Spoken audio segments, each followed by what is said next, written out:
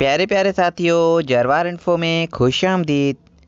प्यारे साथियों, इस वीडियो में हम आपसे पूछेंगे इंतहाई दिलचस्प और मालूमाती सवालात और पहेलियाँ। हर सवाल के बाद जवाब देने के लिए आपके पास है 5 सेकंड का टाइम। तो चलें आज की ये इंटरेस्टिंग वीडियो शुरू करते हैं। वो कौन सा परिंदा है जो पानी से दूध और दूध से पानी को अलग कर सकता है?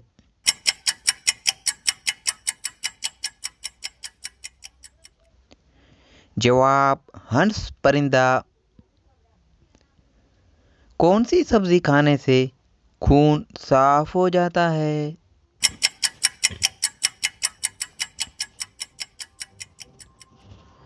जवाब करेले की सब्जी खाने से। वो कौन सा परिंदा है जो अपना घोंसला नहीं बनाता?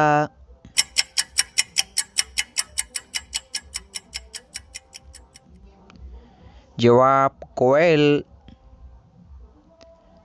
दुनिया में सबसे बड़ा घोंसला किस परिंदे का है?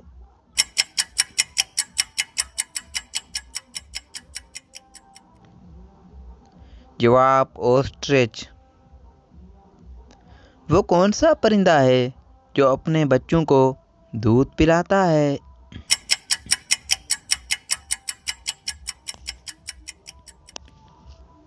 जवाब चमगादड़।